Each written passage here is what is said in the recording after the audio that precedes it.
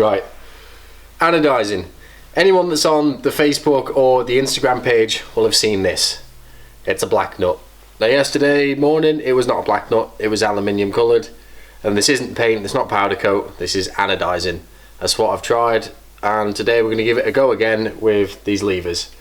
The setup's pretty simple for a basic setup, and I will sort of develop on this as I get the hang of what's going on. So we'll start off with this bucket. If you have a look online, you can buy an anodizing tank. It's expensive for a bucket. You can buy a commercial food bucket. It's expensive for a bucket. Or you can buy this, which is exactly the same thing. It's a fermenting bucket. Now this one actually, I think it was around 30 quid, and it came with all the stuff for brewing, which was a bonus because I just wanted the bucket. But it has got this handy thermometer on the side, because the reaction going on in here is going to cause some heat, and we want to monitor that. This is sat on a stainless table, which helps because any spillages, it's not going to burn through, and it's a massive heat sink, so it's going to pull away any of that heat that we do get. Inside here is sulfuric acid at about 15% concentration. And if you're wondering where the hell I got that from, it's battery acid. So I actually had a look around and ended up getting some in the post from Germany, which is this. It's around 38% or 37.5%. That 1-to-1 is going to be roughly about what I need. I also filled this up from scrap batteries, which is plentiful in my business. We get rid of scrap batteries, they go for recycling, so I can use some of the acid for here. That's mixed with distilled pure water, deionized water. Buy that online anywhere. Again, it's the stuff that you would put in old batteries to top them up. It just has to be perfectly clean. Now that distilled water is going to come in handy throughout all of the processes. I've got a spray bottle full of distilled water. Inside this kettle that's not really a kettle, it's a coffee sweater, whatever you call it. I thought it was a kettle, but it does not go over 85 degrees. It just sits there, and that is full of distilled water and anodizing dye. If you look online, you can see this does work to some effect with fabric dyes, but it doesn't seem as hard wearing, and for putting it on bike parts it needs to be robust for it. I've then got a kettle to go on a hob for sealing the layer in at the end, which is distilled water again, some pliers that I've roughly cleaned off, and stuff to keep on there. Basically we're going to keep everything nice and sterile. Right, today we're going to be doing the brake and clutch lever. The previous owner had chopped them down kind of short and done a frankly awful job, so this morning off cam I've rounded off the edges, smoothed it all out and mirror polished them up.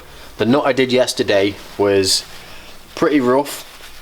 I sort of brushed it down with a wire brush and it came out as a sort of semi-flat colour, so I'm going to try this, because the higher the polish you start with, the higher the polish you end with.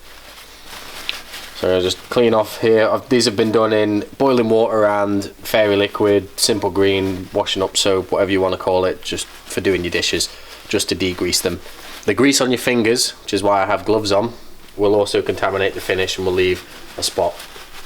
So I'll give these a wipe down, see if they're as dry as possible.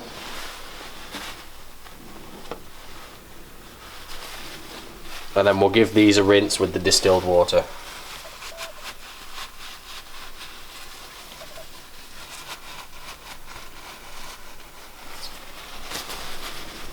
Now these are going to be suspended in the acid by aluminium wire. The lengths we've got are actually for TIG welding. The only things that can go into this acid mix are aluminium or lead. A lot of people use a big lead plate as the cathode, anode, the negative side. I thought I had some here, but I haven't, so I've actually got some checker plate in, which is aluminium, and the bolts are going to give extra surface area, so I feel like it's going to work better. Now the length of wire that I used for that nut, you can see that on the end is all black and anodized. Now anodization is an electrical insulator, so that is anodized, isn't going to carry the current, so that is scrap now. That's got to be chopped off or cleaned away. and removed off if we want to use that. I now have to try and figure out how I'm going to suspend the two levers together on a bit of wire so that it'll work. Has to be a fairly tight connection for the electricity to pass through, and wherever this is contacting, it's not going to sort of sit on anymore. Not going to sit on anymore, what am I on about? It's not going to anodize.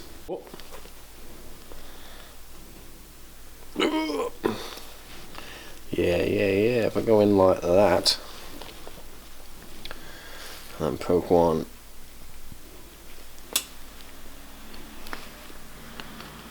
all the way through,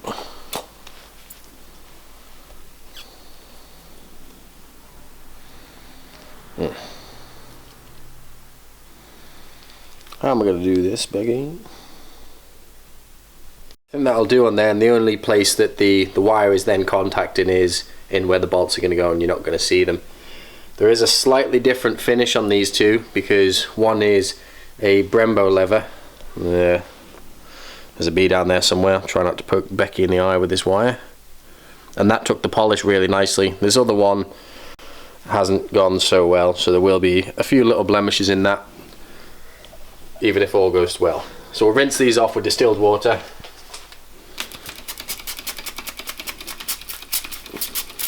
Just to make sure there's no real residues of the soap or anything left on there. Just covered your camera lens in water. Ah, can you see it? No. Well, then it'll be fine. Right, where's my big stick?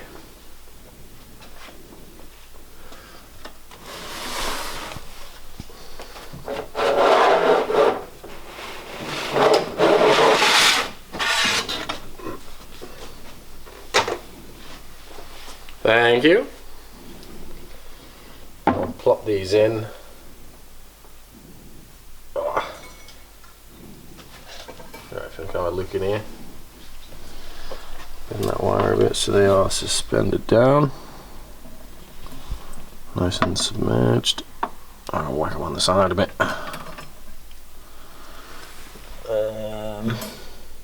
I can't quite tell if that's fully under or not, or it's just poking up.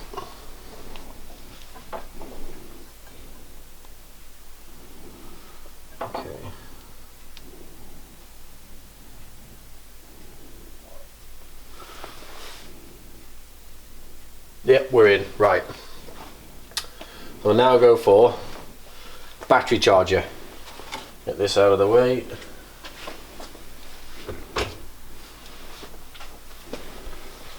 Get that out of the way. But the battery charger, it's a fairly simple one, and that is what we need. I think as I get further on and do this a bit more often, I will get a proper variable power pack, because you have to vary the voltage depending on the surface area of the part and how hard you want the finish, because I believe the harder you anodize it, like the tougher surface it is, but it won't take the dye, which is for more industrial purposes and not the cosmetic side. So we're going to start this off cheap charger anyway, so it's not going to be clever and go, I'm not on a battery, it's just going to whack some power out.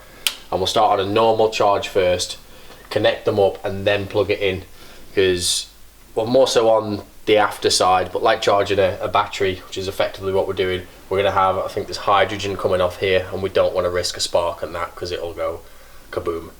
And obviously with the gases coming off, make sure everywhere's ventilated. We'll open both the doors here and we'll get a wind going through.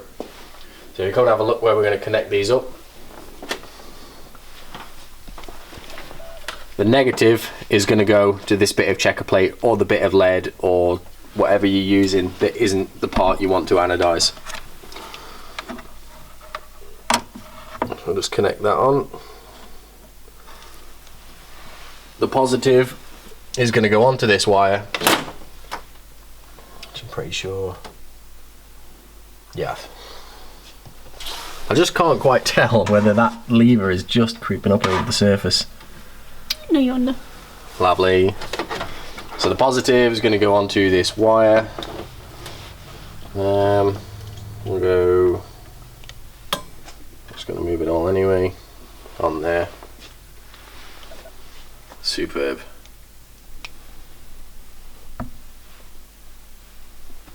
I'm going to run this on normal sort of trickle charge for around 5 minutes, just to let everything pick up and we don't get any hot spots, and then we'll put it over onto the fast charge and let it sit for 45 minutes to an hour. Towards the end of that, because I've got the dye in the kettle, probably about around 10 minutes before I want to pull it out, I'll start that boiling because we want the dye warming. So we'll plug this in, get the bubbles going. And you can see straight away, if it'll focus in,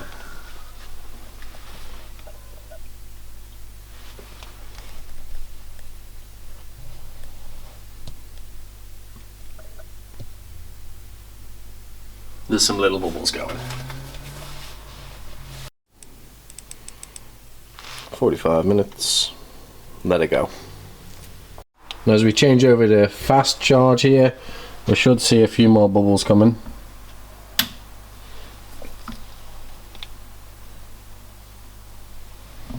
don't know if you can see them go.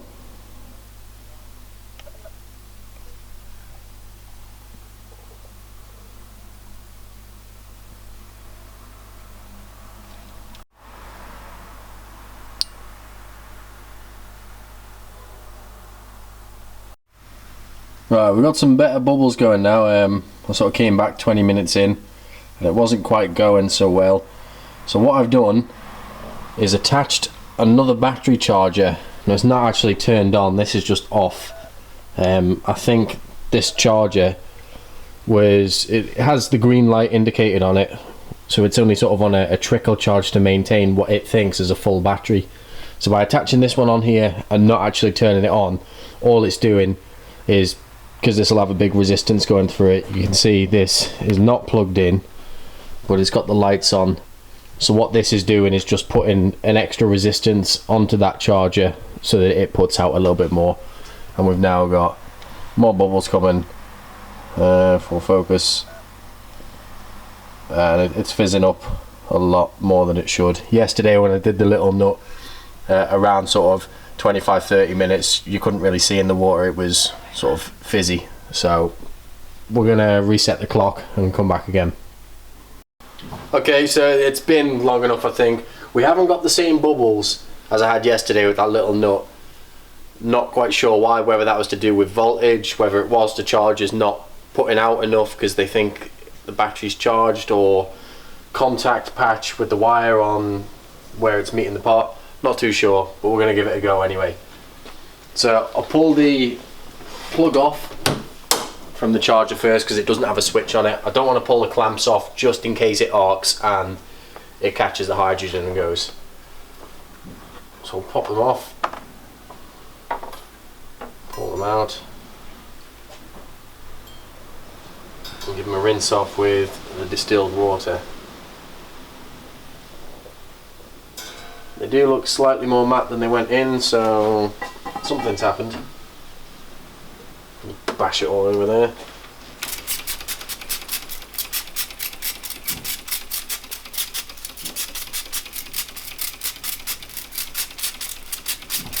Now I've got the dye preheating in the coffee kettle, not a kettle thing. I have heard that different colours will take at different temperatures and do different things better.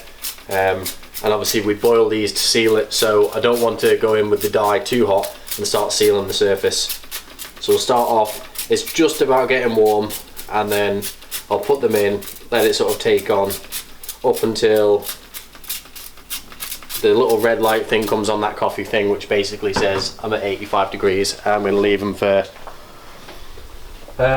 probably 20 minutes. I think 15 is the go-to, but again, I don't know whether this is done properly. This is pure winging it. It seems to have not gone as well as yesterday. So we'll dip them in there. And they already start to take a bit of colour, which is nice. Well, I don't have the highest hopes for this to have worked as well as yesterday. So it's taken some. There's a few patchy bits. It definitely hasn't gone as well as yesterday. But it's a learning process. So rinse these off, boil them. Unplug. Not that one. That one.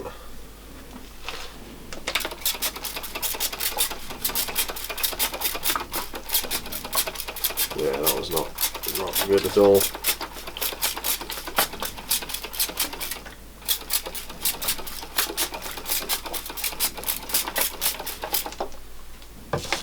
Already got big bit just washed straight off where it hasn't taken at all. Right, we're going to boil them.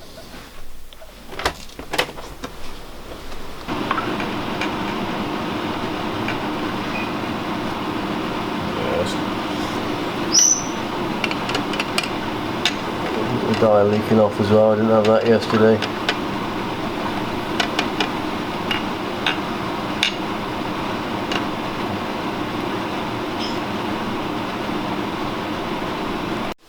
Okay, so you can see that it didn't take very well on the levers, especially this one. Yesterday went quite well, you can sort of see the finish on there. Now Becky's just raised a good point with the levers in that it seems to have taken much better around the edges where I was polishing sort of heavily. So there's a chance that these had some kind of coating on them, whatever it was. No, obviously I'm not going to put these on the bike like this. So I'm going to get some lye or caustic soda or something which will sort of etch the surface off. That's how you remove anodizing anyway, and it'll take off anything else that's on there. And we'll try again with them. As you can see, must have got a bit of beginner's luck and whatever went on there, because that went nice. And whether it was the lack of bubbles, well, in saying that, the lack of bubbles could have been if this has an anodized finish on it. If it was just anodized and not dyed, that would insulate and would stop the bubbles forming, because the electricity wouldn't be able to flow. So strip these off and have another go. Try get them to look like that.